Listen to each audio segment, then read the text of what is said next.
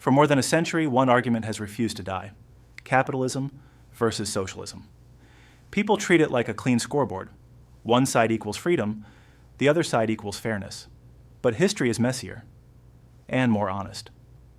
Because when real pressure hits, war, famine, inflation, collapse, both systems reveal the same uncomfortable truth. They don't fail in the way the textbooks warn. They fail in the way human incentives always fail. You're watching Hidden Money History, where the past leaves receipts. Here's the first receipt. For most of human history, there was no capitalism or socialism. There was survival. Land was power. Taxes were extraction. Most people lived one bad harvest away from disaster. Then the Industrial Revolution cracked the world open. Suddenly, wealth didn't only come from land. It came from machines, factories, trade, and scale. That's the birth of modern capitalism.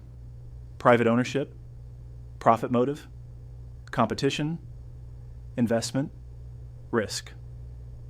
And the result was undeniable. Production exploded. Cities expanded. Goods became cheaper. Innovation accelerated. But the second receipt showed up fast. Early capitalism also produced brutal working conditions, slums, child labor, and wild inequality. So socialism wasn't born as an internet ideology. It was born as a reaction to the factory era's cruelty. The pitch was simple. If private owners control the factory, they control the worker's life. So let workers, or the state on their behalf, control production instead, plan the economy, reduce inequality, guarantee dignity. In theory, it sounded clean. But then reality tested it hard. The first big national experiment wasn't a peaceful laboratory. It was a wounded empire. Revolutionary Russia inherited hunger, chaos, and collapse, and tried to build a fully planned economy. State ownership, central planning, targets instead of market prices. And here's the core problem planners ran into. If prices aren't real, information isn't real. Markets are messy, but prices do something powerful. They tell you what's scarce, what's wanted, what's wasted. When you remove that signal, you can still build tanks. But you struggle to build everyday abundance. Shortages become normal. Queues become culture. Innovation slows because the reward system is weak. But here's the twist. Capitalism wasn't exactly looking stable either. By the early 1900s, capitalism had created enormous wealth and enormous fragility. Booms, speculation, monopoly power, crashes. Then 1929 hit, and the world watched capitalism do something it promised it wouldn't do. It collapsed. Banks failed. Unemployment exploded. Families lost everything. So by the 1930s, the debate wasn't which system is moral. It was which system can survive reality. And then reality turned the dial to maximum. World War II. War is the ultimate economic stress test. It forces coordination. It forces sacrifice. It forces production on a deadline. And what the war revealed is the most important thing most debates ignore. In emergencies, every system becomes a hybrid. The Soviet Union used extreme central control to mobilize. The United States used private industry plus massive government coordination to become a production machine. So after 1945, the world didn't run a theory contest. It ran a lived experiment. East Bloc, heavy planning, state control, limited markets. West Bloc, markets, private enterprise, plus regulation and safety nets. And for a while, both sides could claim wins. Planned economies could industrialize rapidly. Markets could generate consumer abundance rapidly. But then the long-term weaknesses surfaced because the real enemy of every economic system isn't the other ideology. It's incentives. And incentives always rewrite the rules from the inside. Here's what happened over time.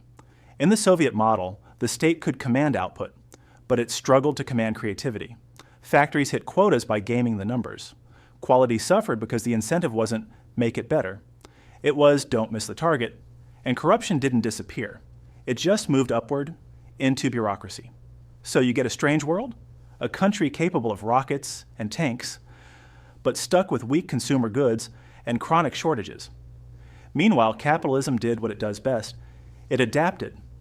After the Depression, many capitalist countries built guardrails, bank regulation, deposit insurance, antitrust rules, labor protections, and social programs designed to prevent total collapse. Capitalism didn't become fair, but it became more survivable, and that adaptability became its superpower. By the late Cold War era, the performance gap was obvious, and when the Soviet system finally cracked, it wasn't defeated by invasion, it was defeated by stagnation, weak incentives, rigid planning, and a legitimacy problem created by empty shelves. So did capitalism win? Not for long, because capitalism has its own recurring failure mode. When money concentrates, power concentrates. Over time, capital can buy influence, loopholes, monopolies, favorable regulation, and bailouts when risks explode. Then 2008 arrived like a reminder stamp. Modern capitalism can privatize gains and socialize losses. After the Cold War, capitalism also mutated. Finance grew larger than production, debt became fuel, asset bubbles became growth, and inequality widened again. So the old argument came back, but in a new form. Not pure socialism for most people, more like, should healthcare be treated as a market? Should education be debt financed? Should housing be an investment vehicle? Should unions be stronger? Should wealth be taxed differently? And here's the most important receipt of all. Almost every successful modern economy is mixed. Scandinavia is often called socialist, but it runs markets, private companies, global trade, with high taxes and strong social protections. The United States is a market powerhouse, with major safety nets, huge government spending, and heavy regulation in key sectors. China calls itself socialist, but uses markets aggressively alongside state control of strategic areas. Different branding, same reality. Hybrids, because pure capitalism can create explosive growth and explosive inequality and instability. Pure socialism can reduce extremes, but often struggles with innovation, information, and corruption control. So the better question isn't which ideology is correct. The better question is what restrains power without killing performance. Because power concentrates in markets through wealth, and power concentrates in planned systems through politics. Different roads, same destination. Unless you build guardrails. So what actually worked? Markets work best at innovation, speed, flexibility, productivity. Public systems work best at stability, broad access, safety nets, long-term investment. And what didn't work? Any system that pretends human nature disappears. Greed doesn't vanish under socialism. It becomes political. Power hunger doesn't vanish under capitalism. It becomes financial. So the winner isn't a label. The winner is the system with feedback loops that can admit mistakes, correct incentives, punish corruption, and stop power from concentrating beyond control. That's the real lesson. Adaptation wins. And now I want your answer in the comments. One rule only.